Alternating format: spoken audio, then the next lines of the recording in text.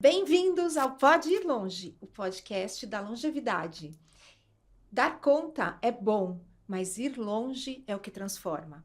E hoje a gente vai falar de um tema que interessa a todo mundo, principalmente, lógico, as pessoas 60 a mais, e que tem a ver com prevenção de doenças, como se manter bem, como que a gente envelhece bem. E para isso, a gente tem aqui hoje com a gente o Dr. Marcelo Neubauer, que é um médico formado pela USP, com residência na USP também, em infectologia, e em acupuntura e medicina chinesa, e hoje é professor também da Unicamp.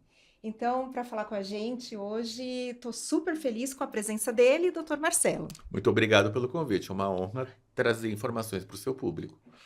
Queria que você contasse um pouquinho de você, da tua trajetória, né? Eu falei da tua formação, mas é uma trajetória longa. Sim, eu me formei na USP em 94, fiz uma primeira residência de infectologia. Depois da residência, eu fiquei como médico preceptor no Hospital das Clínicas durante 2 anos, tomando conta dos internos que passavam na infectologia.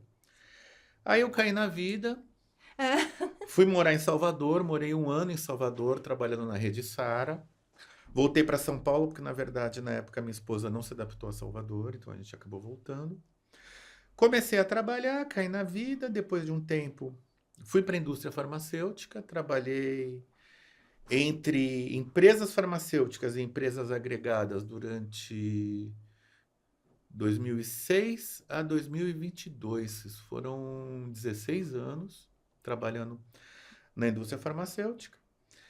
Quando foi em 2019, por me interessar muito por trabalhar com dor, e dor é um tema extremamente relevante, eu resolvi me especializar em dor. Na época, o meu diretor médico me autorizou a fazer essa especialização, porque ia realmente agregar muito para o meu trabalho, que gerenciava medicamentos para dor e fazendo inclusive estudos clínicos para dor. Só que dor é uma especialidade que ela não é de acesso direto. Para explicar, não dá para você fazer cardiologia direto. Você, antes de fazer cardiologia, tem que fazer clínica médica. Uhum. Não dá para fazer cirurgia do trauma sem fazer cirurgia geral primeiro. Você tem algumas especialidades médicas que exigem pré-requisitos. Dor tem pré-requisito. Não é uma especialidade de acesso direto. E aí eu tinha, entre as opções que eu tinha para poder cursar dor, a única que se encaixava na minha agenda maluca de médico da indústria era a acupuntura. Porque as outras, que é neurologia, ortopedia, fisiatria, neurocirurgia, não dava, não tinha tempo para isso. Aí eu fui para acupuntura, fiz 2019, meu primeiro ano. 2020, o segundo ano, foi um desafio, foi em plena pandemia. Uhum. Foi extremamente desafiador. Só que eu me apaixonei por acupuntura. Então, até hoje, dor ainda está nos planos, mas está mais para frente. Depois que eu terminei a especialização, eu fui convidado a ficar no grupo, na época, como monitor. Final de 2020, isso durante o ano de 2021. No final do ano, eu prestei a prova de título de especialista, passei na prova. Então, e aí eu fui convidado a ficar como professor convidado do Centro de Acupuntura da USP. E eu tô lá até hoje, é uma coisa que eu faço com muito carinho. Em 2022, eu fui convidado a montar um serviço de acupuntura no Hospital das Clínicas ligado ao ambulatório de violência sexual. Nossa! É o primeiro serviço de acupuntura dedicado à violência sexual do mundo. Quando eu recebi esse desafio da chefe desse ambulatório, que é uma grande amiga, infectologista, conheço há mais de 30 anos, da minha época de residência. Eu fui estudar o assunto, né? Nossa, como é que se aplica, né? O que uma coisa tem a ver A com a literatura outra? é zero. Você vai para o PubMed e coloca acupuntura e violência sexual, o retorno é zero, não existe literatura. A única coisa que hoje tem escrita sobre o assunto é um capítulo de livro que eu escrevi. Ah, olha. Que eu escrevi um tratado de acupuntura na saúde da mulher, um livro muito bom, diga-se de passagem, e que eu fui convidado a relatar a minha experiência lidando com acupuntura e violência sexual. Depois disso, eu comecei, nessa mesma época, eu comecei a dar aula na PUC de Campinas. Sou professor de várias disciplinas na PUC de Campinas, amo esse trabalho, eu acho que honestamente, eu gosto mais de ser professor do que ser médico, né? Eu acho que o retorno ele é muito bom, o retorno ele é muito bacana, lidar com formação de alunos, lidar com aulas de beira de leito, então pega os alunos, vai lá, ensina a examinar o paciente, O ensina a que ele tirar tem que olhar, o que ele tem que história. prestar É atenção. muito gostoso fazer isso. Eu tenho muita honra de estar lá. E lá na PUC eu estou montando o centro de acupuntura, né? Que na verdade eu fui para lá com essa proposta. Então eu comecei montando a liga acadêmica. A gente tem uma liga de alunos que é extremamente ativa. A gente faz muito atendimento, então atende alunos, atende funcionários, atende professores. E agora o próximo passo no futuro é ampliar esse atendimento à medida que a demanda for aumentando. Paralelo a isso, eu continuo na USP, me dedicando ao núcleo de atenção à violência sexual e ao centro de acupuntura. Isso pega a minha quinta-feira o dia inteiro, né? Eu fico o dia inteiro lá. E ao invés de prestar a prova para fazer a especialização em dor, eu acabei entrando no meu doutorado. Meu doutorado é em acupuntura. Na verdade, é um doutorado em acupuntura a laser para tratamento de dor lombar utilizando orelha. Nossa, que diferente. Que E na bacana. verdade eu sou o médico que mais fala de laser, de laser acupuntura no Brasil. Acabei virando uma espécie de referência na área. Eu dei a sorte de que quando eu montei esse projeto, eu fui bem cara de pau, e eu É. fui conversar com a empresa de laser, eles me deram o aparelho e ainda desenvolveram uma ponteira placebo para eu usar no doutorado. Que bacana. Que E bom. o doutorado está acontecendo agora, eu estou recrutando os pacientes, comecei agora, eu comecei há 3 semanas a recrutar, porque tem todo um trâmite para isso, né? Quando você vai fazer um estudo em ser humano.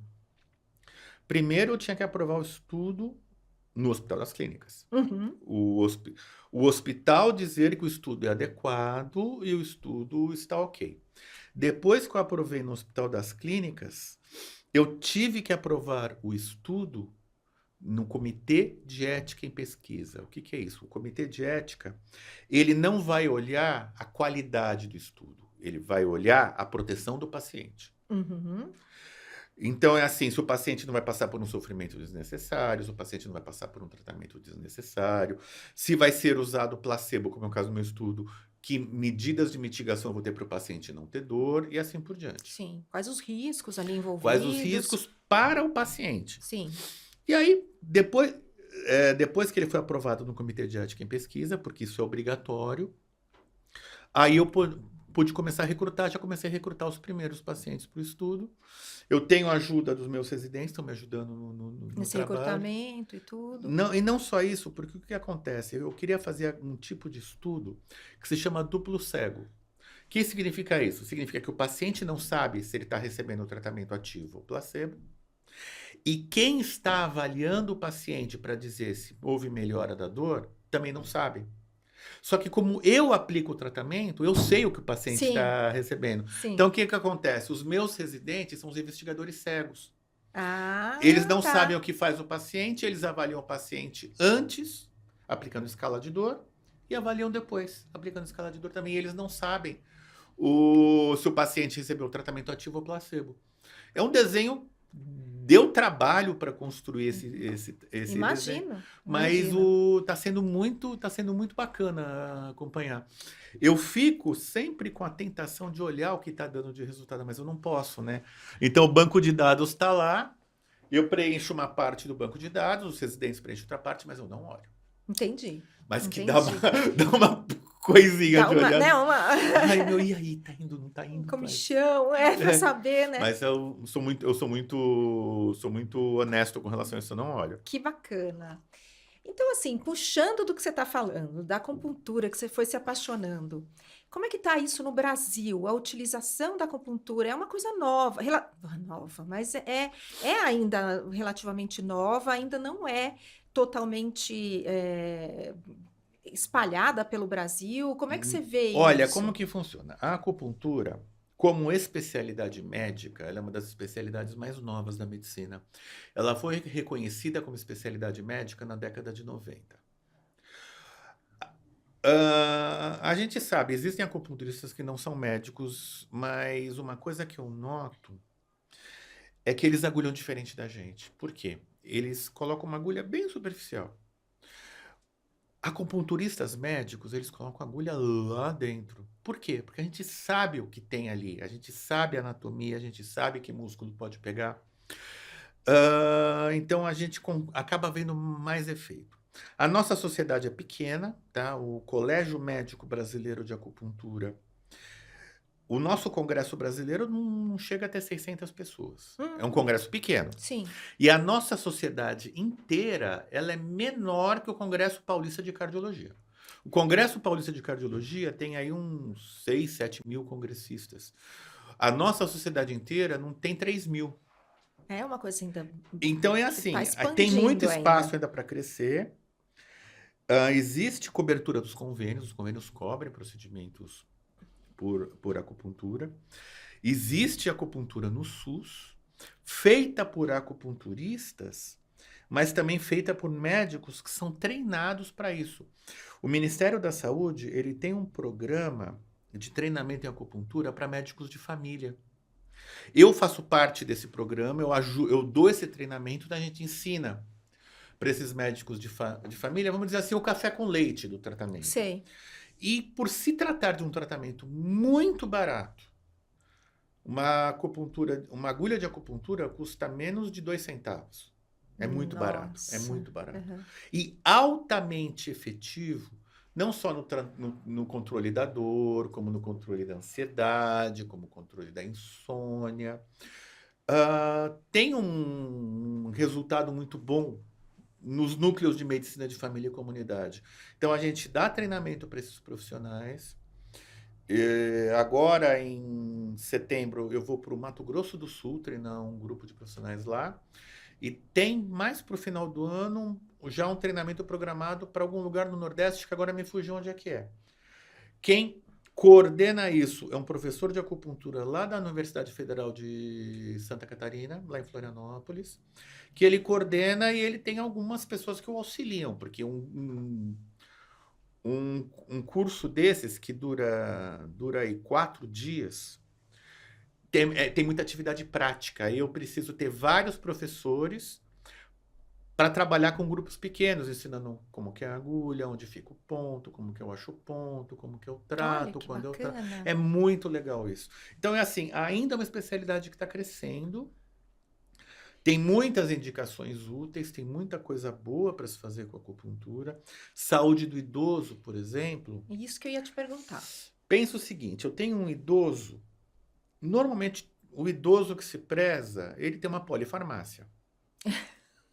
Infelizmente, hoje em Infelizmente, dia ainda. e é necessário muitas vezes essa polifarmácia, Sim. né? Então, assim, o idoso ele tem hipertensão, ele tem diabetes, ele tem insuficiência cardíaca, ele tem problemas coronarianos, e ele é polimedicado.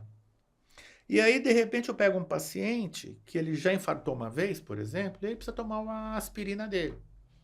Se esse paciente ele tem que fazer uso de aspirina por conta de problemas coronarianos, ele não pode usar anti-inflamatório. O anti-inflamatório bloqueia o efeito protetor da aspirina. E aí, esse idoso, do mesmo jeito que ele tem a insuficiência cardíaca, a hipertensão, diabetes, ele tem dor. Isso. Artrose, às vezes um diabético com uma neuropatia periférica. E eu não posso usar um anti-inflamatório nele. Aí a acupuntura entra Como uma luva ali. como uma luva. Inclusive, é curioso que a acupuntura ela é dividida em áreas. Eu tenho a acupuntura sistêmica, que é o agulhamento do corpo. Eu tenho a acupuntura escalpiana, que é tratar couro cabeludo, áreas correspondentes do corpo no couro cabeludo. E eu tenho a acupuntura auricular, que cada região da orelha corresponde a uma parte do corpo. Isso chama auriculoterapia. Uhum. A maior referência em auriculoterapia no Brasil é um cardiologista. É um cardiologista que ele é ligado à Universidade Federal Fluminense, não no campus de Niterói, é um campus que fica no norte do Rio, ali na região dos Lagos, não lembro qual que é a cidade. Que ele foi aprender auriculoterapia porque ele é um cardiologista especializado em coronária e que os pacientes dele não podiam usar anti-inflamatório. Olha que Então ele foi bacana. aprender, ele foi para a França aprender auriculoterapia. Existem algumas escolas de auriculoterapia distintas, a escola francesa é uma delas. E aí ele se tornou uma referência, tanto que eu aprendi auriculoterapia com ele. Eu faço muita auriculoterapia no consultório, faço muita. Não só no consultório, mas na minha prática do dia a dia. Eu faço pouca auriculoterapia na USP por questões didáticas. Eu preciso ensinar a acupuntura sistêmica primeiro para os alunos. Certo. Depois a gente ensina o detalhe da auriculoterapia, da escalpiana e tal. E ele foi para isso exatamente porque ele tem uma população idosa. Ele, além de ser cardiologista, ele é especialista em coronária, porque ele é hemodinamicista, ele faz cateterismo.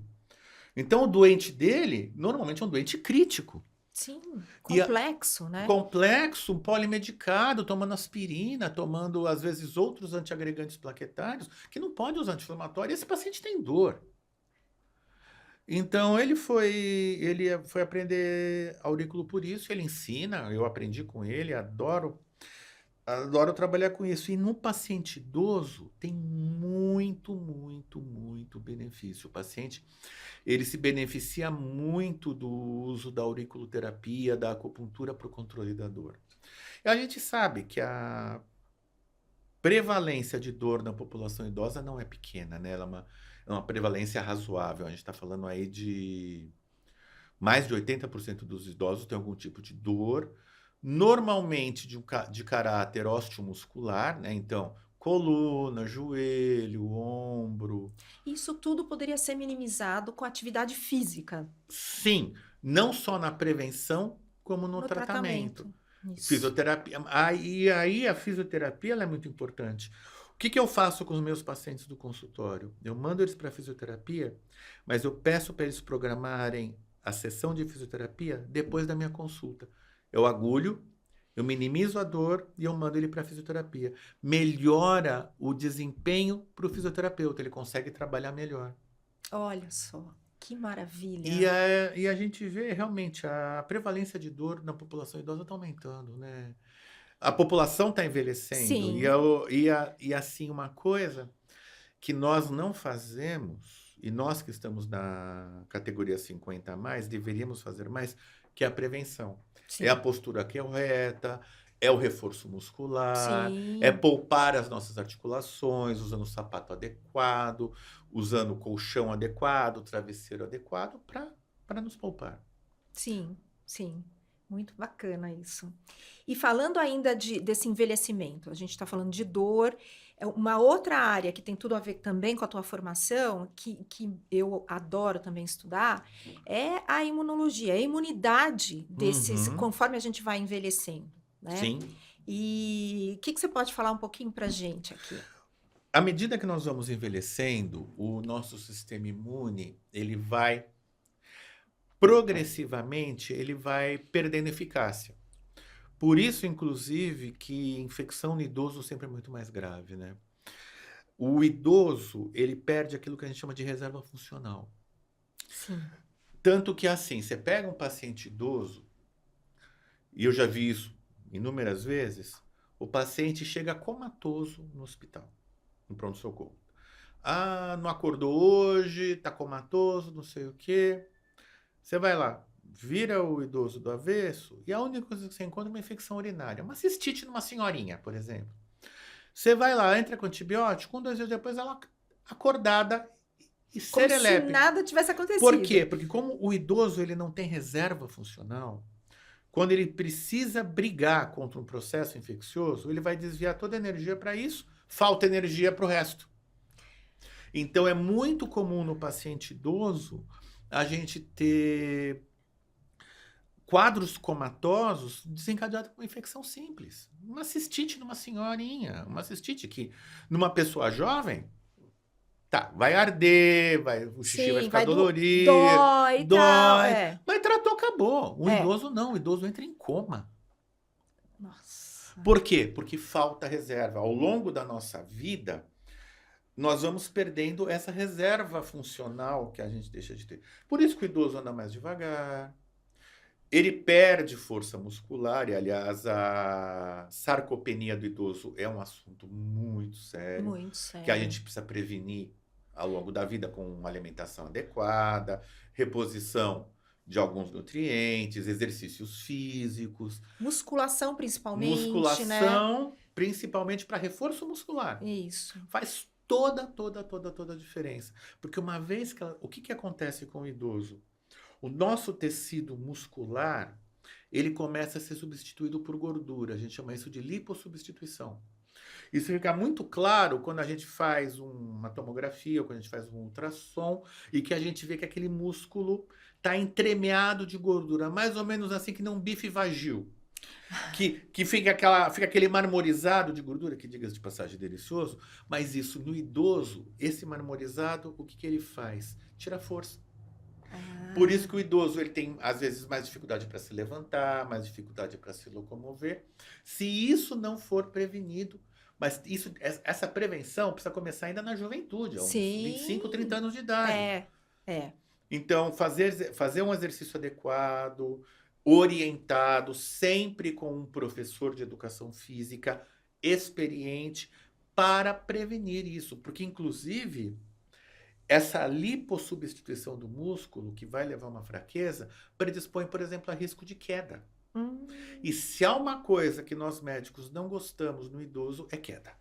Sim. Tem um trabalho que foi publicado no New England Journal of Medicine, que é a mais importante revista médica do mundo. Ele não é recente, tá? Esse trabalho é do começo dos anos 2000, que mostrava que acima dos 70 anos de idade, cada 5 quedas, uma resultava em morte. E a cada queda, se você teve uma queda, a segunda, Sim, você tem uma chance depois maior ainda, de ter outra queda, né? E aí o que acontece? Mas morreu por quê? Caiu, bateu a cabeça? Não necessariamente. Caiu, quebrou o fêmur, ficou acamado, não tá na cama, não tá ventilando bem, não ventila a parte posterior do pulmão, infecção pulmonar. Uma coisa puxa a outra, né? Exatamente. É uma coisa que eu sempre falo. Eu tenho muito paciente idoso por conta de dor. Eu tenho vários. Eu sempre oriento o paciente, pelo amor de Deus. Cuidado com queda. Então, não pode ter mesinha de centro, não pode ter tapete. Tapete é um perigo. Tem que prestar atenção, quando eu examino o paciente, eu tenho que prestar atenção no pé do paciente, quando ele anda. Porque se o idoso ele anda arrastando a ponta do pé no chão, eu aumento o risco dele tropeçar. Sim. Se ele não levanta o pé adequadamente. Se ele perdeu aquela força do pé e o pé está caído, ele precisa usar uma órtese para manter o pé no lugar. É uma órtese simples, é um elástico que você prende na canela e prende na ponta do sapato. Uma coisa barata, e que diminui muito o risco de um acidente para essa pessoa idosa. E é uma coisa que a gente sempre tem muito medo, a queda. Isso. A gente fala assim, a gente costuma falar que a residência do idoso, muitas vezes a gente ouve as famílias falando assim, né? Não tem perigo, porque a gente oferece um check-up do lar, né? Sim. Aí fala, não precisa, meu pai mora lá há 40 anos nessa casa. Ok, a casa é a mesma, mas o seu pai, o físico dele não é mais o mesmo. O equilíbrio, a força, essa marcha, né? Como é que ele anda, né? Sim.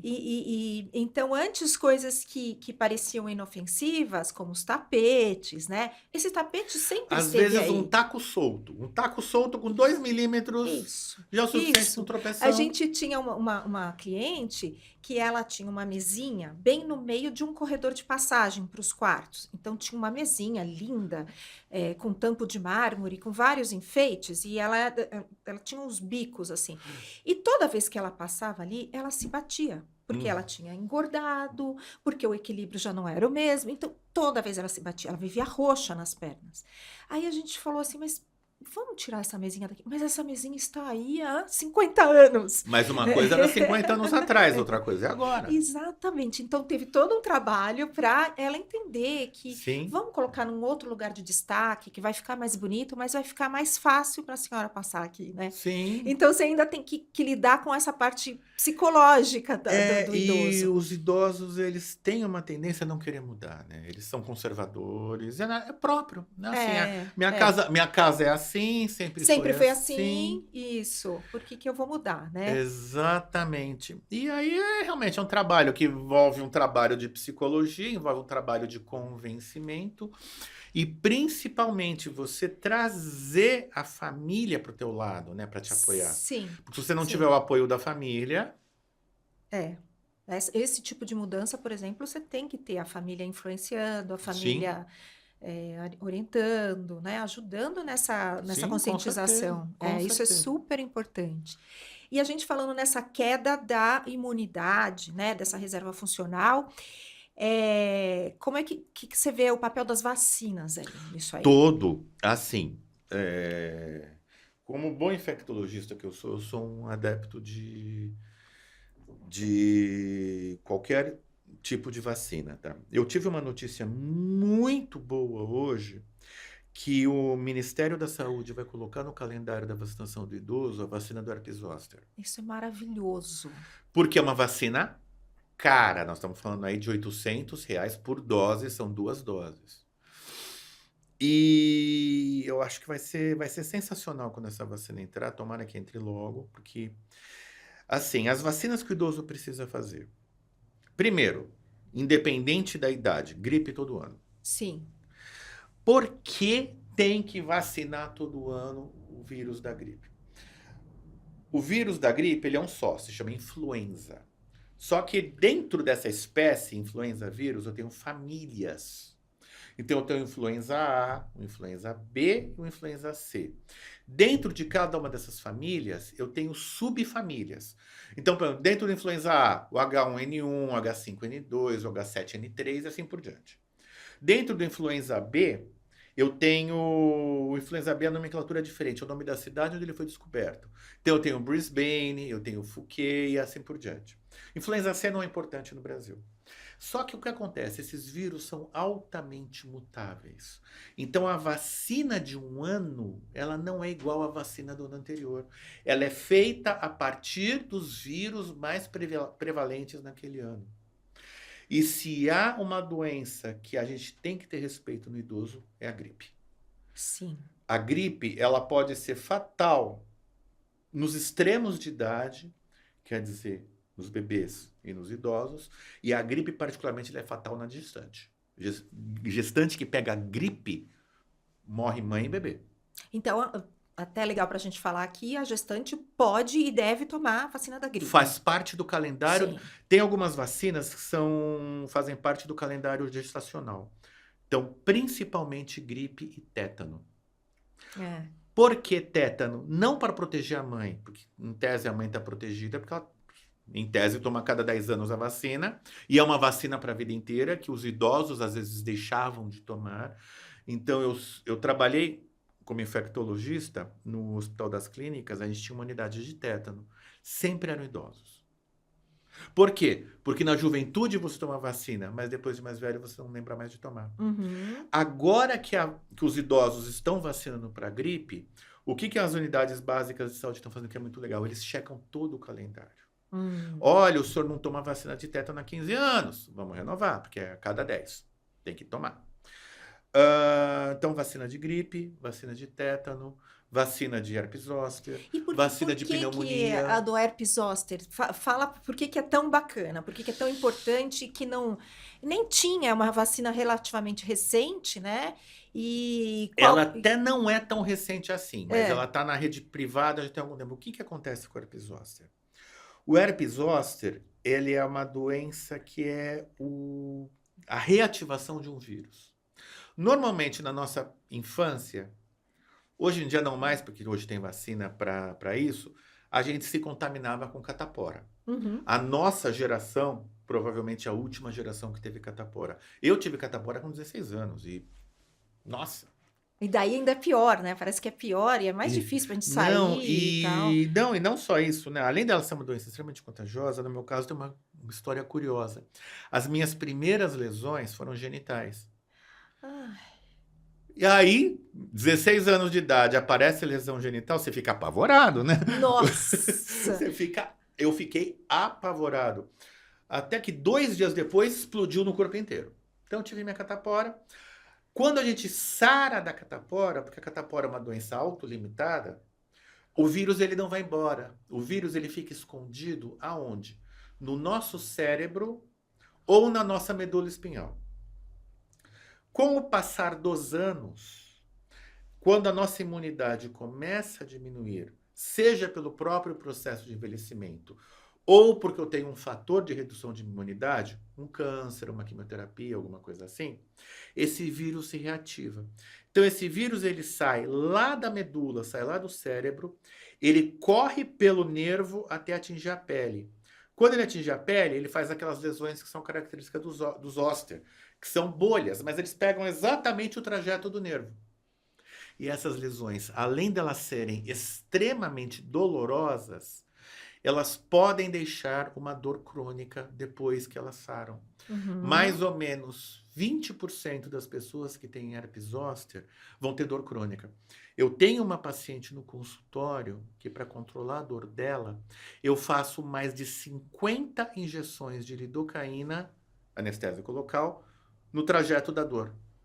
Ela toma 50 injeções na pele por semana para controle de dor. Por semana. Por Mas, semana. mas assim, por um período, quando ela tá em crise ou... Olha, essa paciente foi uma paciente que ela me veio, ela me procurou quando ela estava com zóster agudo, eu tratei o zóster agudo, cicatrizou tudo bonitinho, ficou uma cicatriz na pele dela, que normalmente o zóster deixa, mas ela tem uma dor crônica que se manteve, a dor direto.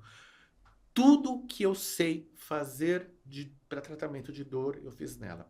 Eu fiz acupuntura, eletroacupuntura, bloqueio espinhal, sabe, enfiar, Sei. colocar agulha para colocar anestésico lá na medula para lá do lado da espinha para bloquear o nervo, nada. O que melhora ela é o que a gente chama de mesoterapia.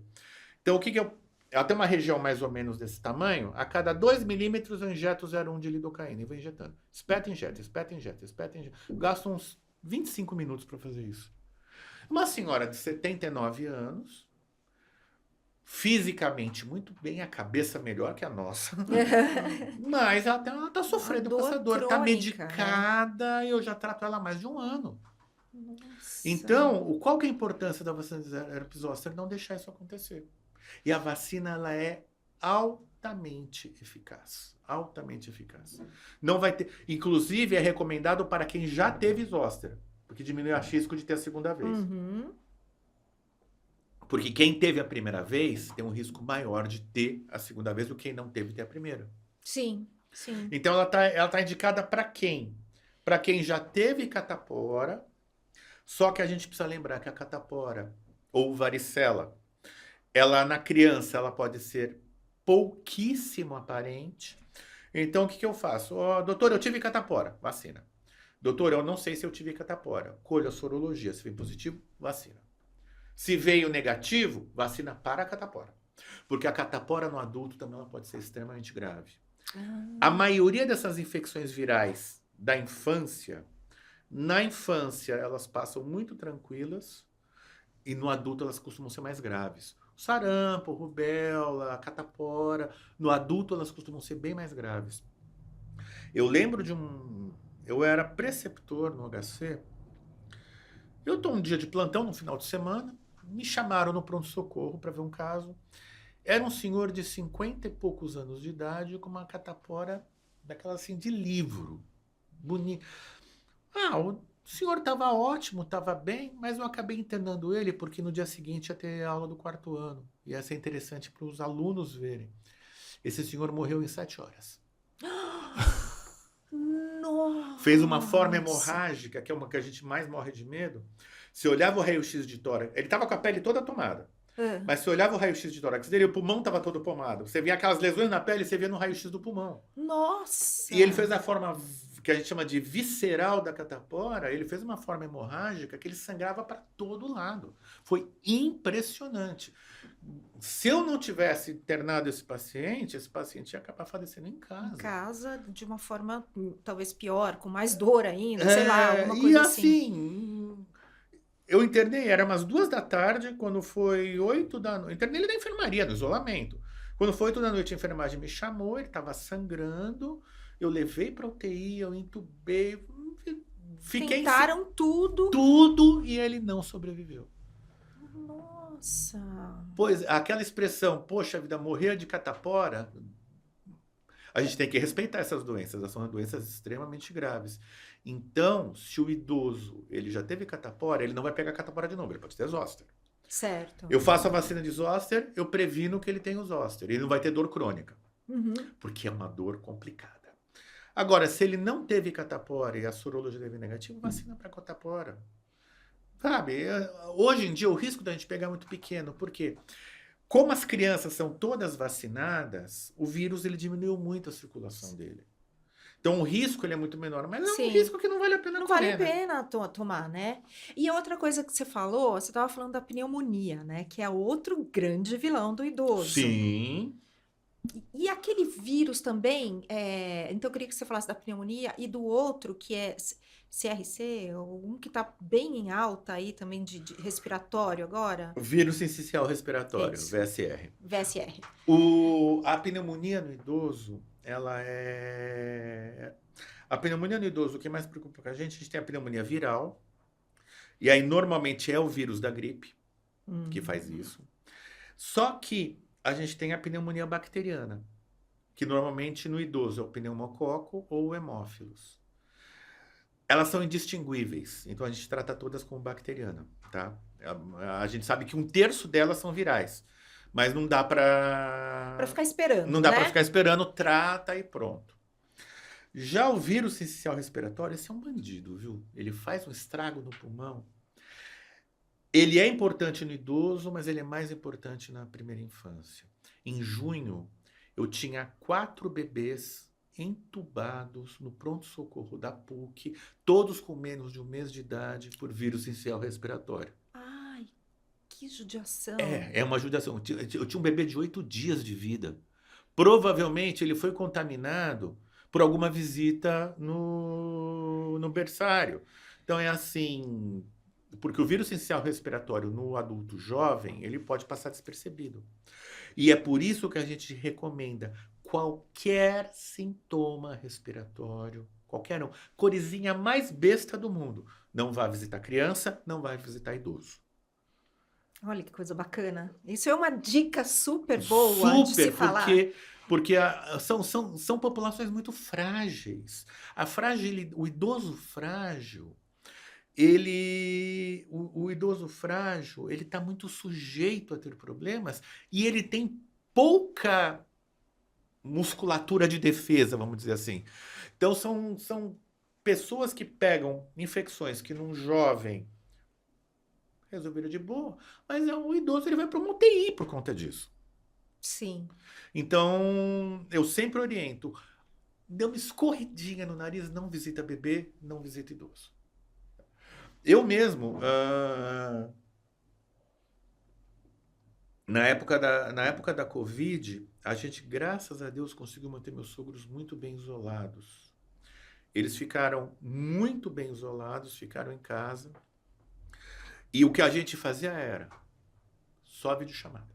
Eles estavam em casa, a gente levava, fazia supermercado, eu ia de máscara para o supermercado, fazia supermercado, deixava no alpendre da casa deles.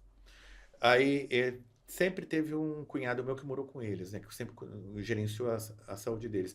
Ele vinha esterilizar, desinfetava tudo, aí ele punha para dentro. E com isso a gente conseguiu passar a Covid sem grandes Sem eles estresses. se contaminarem naquele período E crítico. tem uma coisa, eles moram em Botucatu. Hum. Botucatu fez uma coisa que foi sensacional. Eles pegaram um domingo eles vacinaram a cidade inteira. Eu lembro disso. Foi um projeto da Unesp, junto com a AstraZeneca, que eles pegaram vacinar. Os idosos já tinham sido vacinados, mas eles pegaram população de menos de 60 e no final de semana eles vacinaram todo mundo. Foram mais de 60 mil doses de vacinas aplicadas num dia. Foi genial, porque o que eles fizeram? Você ia se vacinar onde você vota. Eles se juntaram com o Tribunal Eleitoral e aí você ia na sala da escola que você votava para receber a sua vacina. Com isso, eles vacinaram a cidade toda. Eu fui vacinado nesse esquema. Eu tava lá, porque minha esposa mora lá. Eu, na pandemia, me isolei lá. E aí, o que aconteceu? Quando estourou a pandemia, a Unimed de Botucatu tinha acabado de inaugurar um hospital novinho, lindo, lindo, lindo, lindo, com uma UTI bonita e tal. Que a prefeitura, ela alugou esse hospital para servir de covidário. Passou um mês da vacina, a prefeitura devolveu o hospital. Acabou. Acabou Obrigada, a doença na cidade. Vê, foi impressionante Foi aquilo. Eu impressionante. lembro desse trabalho de Botucatu. Foi sensacional. E é o que prova que realmente a vacinação funciona. Vacina tem risco? Não vou dourar pílula. Tem. Todo medicamento tem seu risco. Só que o que acontece? A nossa autoridade sanitária, em outras palavras, a Anvisa, ela só aprova um medicamento se o benefício compensar os riscos. Sim. Tem riscos a vacina? Tem, claro que tem. Mas naquele momento, no meio de um surto que foi absurdo, né? Pavoroso. Desconhecido, né? 2020 foi um ano muito louco, né? Essa que é a verdade. Mas na vigência disso, o risco era muito maior, o benefício era muito maior que o risco. Eu gosto de citar uma história, que é a história da vacina Sabin. A vacina Sabin, quando ela foi introduzida no Brasil, que foi nos anos 80, que é a vacina oral contra a poliomielite, inclusive quem lançou a primeira campanha no Brasil foi o próprio Albert Sabin, ela teve o poder, e além foi uma estratégia de marketing muito boa, que foi a estratégia do Zé Gotinha, né? Sim. Que foi uma estratégia maravilhosa da gotinha que salva. Uhum. O que aconteceu? Até a década de 80, a gente tinha muita paralisia infantil. Muita. Sim. Eu tenho conhecidos que tiveram paralisia infantil. Eu tenho, inclusive, o meu orientador do meu doutorado, ele teve paralisia infantil, ele anda de muletas. É um cara maravilhoso, é um cara... Na verdade, meu co-orientador, ele é um cara maravilhoso, ele teve paralisia infantil na infância. Isso não impediu que ele fizesse medicina, trabalhasse, desse plantão, e hoje ele é um grande epidemiologista. Tem um vizinho que teve paralisia infantil, tá? Embora tenha ficado com sequelas discretas, mas tem gente que tem sequelas graves.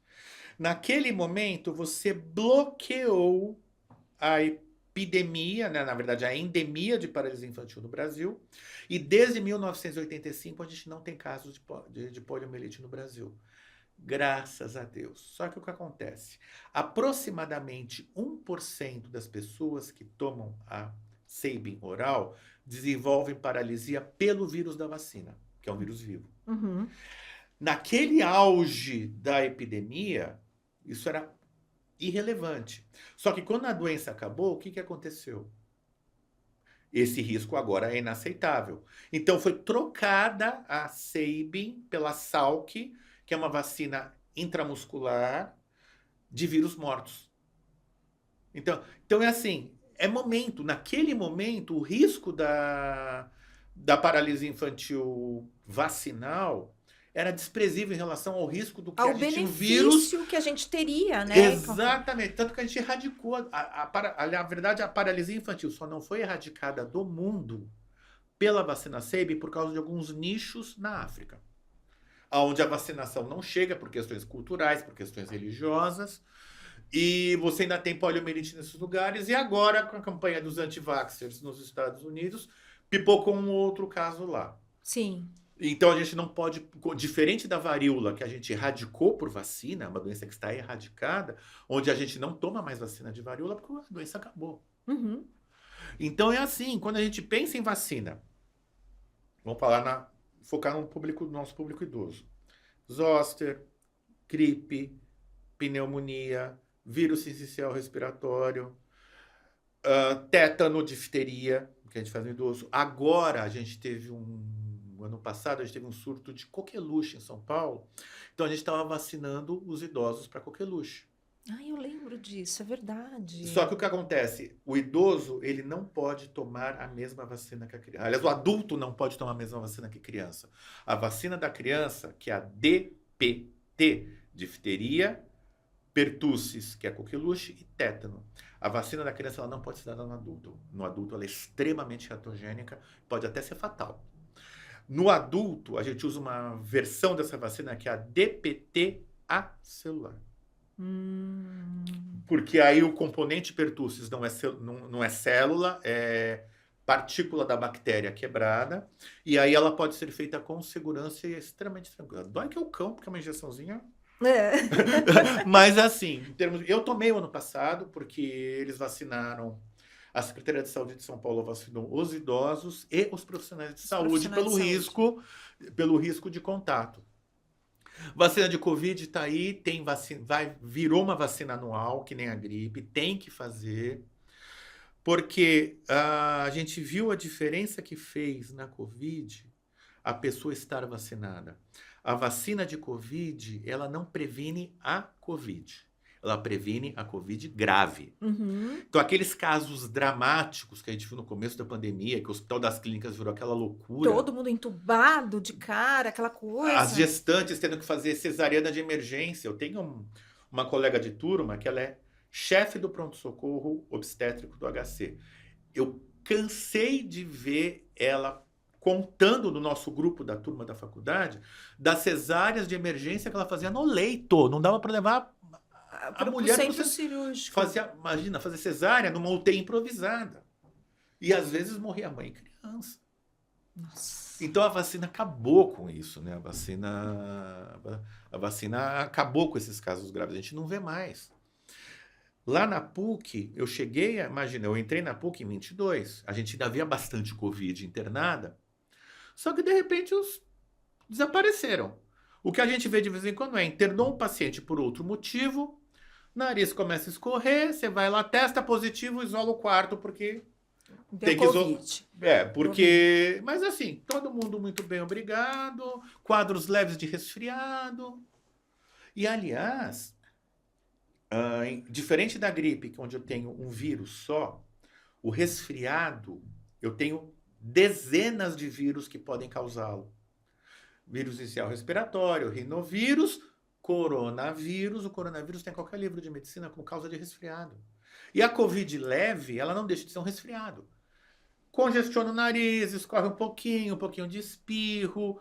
Se tiver febre, é uma febre sem vergonha.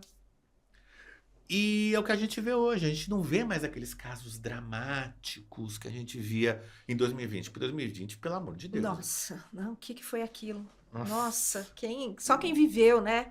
A gente vai lembrar disso até o final da vida. Olha, quem viveu o ano de 2020 viveu um momento que só supera quem viveu uma guerra, que nós, graças a Deus, não vivemos.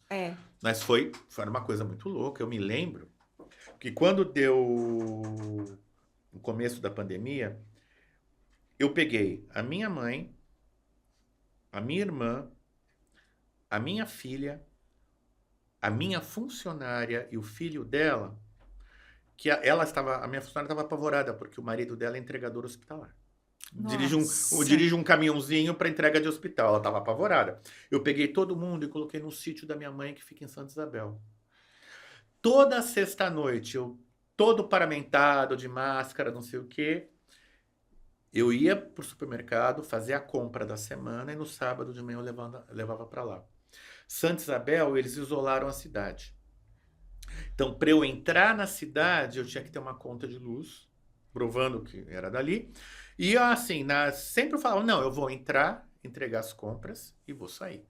Eu chegava no sítio, entregava as compras e ia embora. Nossa, que coisa. Aí eu fazia isso. E você nem entrava para vê-los? Nem entrava. de trás da janela. Nossa. E isso foram durante 6 meses. Aí o que aconteceu? Aí minha funcionária teve que voltar para São Paulo, porque o marido começou a tá com saudade do filho dela, tal. Eles voltaram para São Paulo. Eu deixei ela em casa. E aí eu peguei a minha filha, minha mãe continuou lá no sítio. Eu peguei a minha filha e fui para Botucatu. Fiquei na casa da Ana, lá em Botucatu, até passar. Acalmar, né? E Um pouco. Botucatu tem uma coisa, Botucatu é uma cidade que tem muito turismo rural. A minha higiene mental, eu pegava 5 da manhã a bicicleta e ia pedalar no mato. Foi o que, nessa época eu trabalhava na indústria farmacêutica, né? Então eu fiquei, por ser grupo de risco, eu sou grupo de risco para a Covid. Eu fiquei em isolamento, eu fiquei em home office até começo de 21. O FIT me deixou em casa, porque eu era alto risco. Começo não. Foi meados de 21, porque ele só autorizou que eu voltasse para o escritório depois da segunda dose. Então eu, de manhã, pedalava no mato, não encontrava ninguém, não via ninguém, voltava, sentava, abria o computador e ficava trabalhando. Fiz isso até voltar para o trabalho presencial. Mas foi muito louco aquele período. Foi. Apesar de Botucatu ter ficado muito tranquilo, foi uma coisa impressionante. Isso é muito. A Ana ficou sem ver pessoalmente os pais dela durante 8 meses. E a única vez que ela não aguentava mais e eles não aguentavam mais, ela toda paramentada, eles todos paramentados para trocar um abraço, gente. Ai, nossa, a gente teve histórias muito marcantes, né? Muito marcantes. E graças a Deus eu não, tirando alguns colegas infectologistas, tal, eu não perdi grandes amigos ou pessoas muito próximas por conta da Covid. Perdemos alguns infectologistas, perdemos alguns médicos, o HC perdeu bastante médico, perdeu muito profissional de saúde, técnicos de enfermagem, enfermeiros, porque aquilo foi um epicentro, né? Sim. Ainda... E a coisa era tão braba lá, dentro do estádio do Pacaembu foi construído um hospital de campanha. Uhum. Então os casos leves ficavam nesse hospital de campanha, os casos graves iam para o HC. Aí teve um estudo que foi feito que eles colheram o ar de fora do estádio, isolaram o vírus. De tanta concentração de vírus que tinha lá. Que impressionante.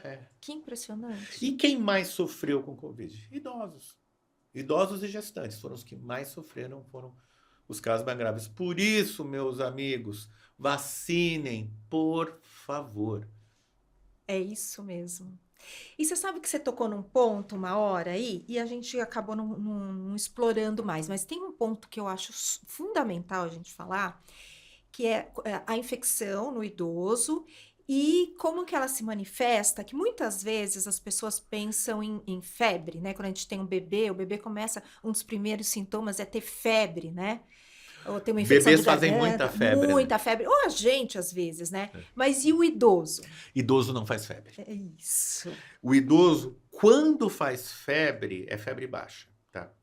É aquilo que eu falo. O que é a febre? A febre, quando eu tenho um processo infeccioso, os nossos glóbulos brancos vão em cima desse processo infeccioso para combatê-lo. Nesse combate, os nossos glóbulos brancos eles liberam algumas substâncias chamadas pirógenos. O que é o pirógeno? O pirógeno é uma substância que, quando ela chega no cérebro, especificamente numa região do cérebro chamada hipotálamo, que é onde fica o nosso termostato, ela muda esse termostato para mais. E aí, o corpo ele começa a musculatura começa a tremer, às vezes um tremor que é até imperceptível, e isso gera calor, e isso vai gerar febre. O idoso, ele perde essa resposta. Então eu posso ter infecções graves no idoso sem febre, ou muitas vezes, ao invés de febre, a hipotermia, a temperatura cai. E às vezes a hipotermia, principalmente, ela é a única manifestação da infecção. Então, se eu tenho um idoso que ele começa a passar mal, eu boto o termômetro, tá lá, 35, 35,5, pronto-socorro. Tem que investigar. Vai achar ali uma pneumonia, pode achar uma infecção urinária, no caso das mulheres, uma infecção ginecológica. Então, isso tem que ser sempre muito Não valorizado. tem que esperar um sinal de febre, né, para correr. Exatamente. E a outra coisa que eu vi isso com a minha mãe, né, foi que ela estava com uma infecção urinária grave e não tinha febre. O que ela teve, ela começou com confusão mental. Sim. Então, esse foi o sinal e a gente foi para o pronto-socorro. A confusão mental no idoso, a gente chama isso de delirium. Delirium, o que é? O delirium é uma alteração psiquiátrica, qualquer uma, desencadeada por um processo orgânico. Não é uma doença psiquiátrica, na verdade é uma doença neurológica. Aqui pode ser confusão mental, pode ser sonolência, pode ser agitação psicomotora, pode ser uma mudança de humor inexplicada. De repente, aquele idoso que é super tranquilinho, de repente ele fica bravo. Do nada. Irritável. Ou fica sonolento, fica confuso. A gente, quando chega um paciente... Eu ensino isso para os meus alunos, inclusive. Chegou um paciente no pronto-socorro, idoso, com delírio, tem que olhar parte infecciosa, tem que olhar parte metabólica. Será que ele está desidratado? Será que ele está com a glicose muito alta? Será que ele está com a glicose muito baixa? Será que ele alterou sódio? Será que ele alterou potássio? E eu tenho que olhar infecção. Olhar principalmente pulmão e via urinária, que são as infecções mais comuns. A gente tem que ir atrás. É assim, você pega um idoso em delírio secundário a uma infecção urinária, 2 dias de antibiótico, o idoso ele acorda e não sabe nem o que ele está fazendo, que ele tá fazendo no hospital. Porque você vai internar um idoso desse, lógico, vai fazer antibiótico endovenoso. E o idoso acorda como se nada tivesse acontecido. Eu vi muito isso com meu sogro. Meu sogro que ele vinha muito bem, mas ele acabou pegando Covid em agosto de 22. Depois que ele teve Covid, ele desceu a ladeira de uma vez. Foram 20 e tantas internações em 1 ano e meio até que ele acabou falecendo. E a primeira manifestação dele era delírio. E ele fez... Essas 20 e tantas internações que ele fez foram para infecção. Ele fazia pneumonia recorrente, fazia infecção urinária. Pneumonia principalmente por quê? Porque como ele afundou muito, ele não conseguia manejar saliva. Ele aspirava saliva e fazia... broncoaspiração. Fazia broncoaspiração, pneumonia. Foi um ano e meio... Imagino. Complicadíssimo. Foi muito complicado, porque a gente tinha que gerenciar. A gente é muita gente, né? A Ana tinha que gerenciar ele, tinha que gerenciar minha sogra, que sofrendo muito nesse período. E eu gerenciando a Ana também, porque coitada, né? Daí a importância desse apoio da família, né? A cada situação dessa, né? A gente então, vê. assim, teve situação dele sair de alta de manhã e reinternar à noite. Não ficar nem 12 horas em casa, ele... eu tive isso com meu pai também. A gente teve isso. Então, assim, e pro idoso é um sofrimento, né? Pro idoso Sorte que ele tinha um geriatra sensacional. Dr. Bazuca, lá em Botucatu, um cara, além de ser muito do bem, muito ponderado, muito experiente, um cara mais velho, com vivência. E, aliás, uma coisa que eu sempre recomendo, a gente deve procurar o nosso geriatra para chamar de seu antes dos 60 anos de idade. Ele precisa te conhecer para te acompanhar e saber de todos os detalhes, de todas as fragilidades. Não existe profissional melhor que um geriatra para acompanhar o idoso. E não precisa ser tão idoso, é isso que você falou, né? Quanto antes a gente começar, né, como uma prevenção, seja atividade física, seja abandonar alguns maus hábitos, como, por exemplo, fumar ou beber demais. Sim. E também ter esse acompanhamento médico, conduzindo a tua saúde, orientando a tua saúde. Sim. Muito melhor a gente vai envelhecer, né? Com certeza. E um envelhecimento saudável tem que ser construído. É a boa alimentação, é o controle dos maus hábitos de vida, É, é a atividade física orientada. Isso tudo faz a diferença no processo de envelhecimento. sim. E começando antes, não é começar aos 80. Tudo bem, pode Exatamente. começar aos 80, sempre é bom começar, né? Ter Sim, bons hábitos, mas assim, o quanto antes a com gente certeza. começar isso, né? Com certeza. É a melhor estratégia para se fazer para a pessoa idosa começar cedo e começar certo. Então, bem orientado. Então, um geriatra, um educador físico. Ah, mas eu tenho um problema de coração, tenho que ir no cardiologista, tenho um problema de pulmão. Não. O geriatra gerencia isso. Se o geriatra não tiver conseguindo resolver, ele vai pedir um parecer para o especialista, mas ele vai conduzir. É mais ou menos assim. O geriatra ele é um maestro.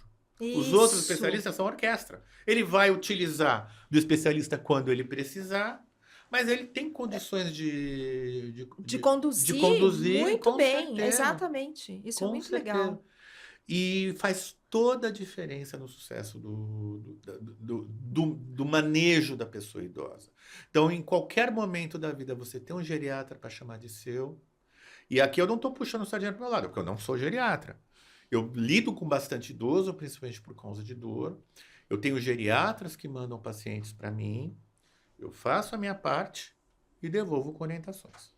Para o maestro, né? Você Exatamente. entra o violinista, né? Exatamente. Toca seu solo e depois volta pro... Exatamente. É, Funciona super bem isso. Para o paciente só tem benefício por conta disso. que bacana.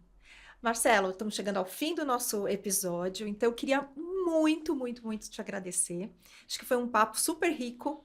E os nossos ouvintes que tiverem dúvida, manda suas dúvidas. E eu queria que você falasse como que eles podem te achar também, né? Olha, eu tenho um site que é o drmarceloneubauer.com.br. Lá tem o contato da minha clínica, tem um monte de coisa que a gente coloca sobre dicas de saúde, coisas assim.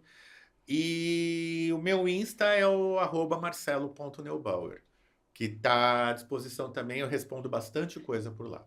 Que legal, ótimo saber. Super obrigado pela tua E eu que presença aqui. agradeço a oportunidade. Então, estamos terminando mais um Pode Ir Longe, o podcast da longevidade.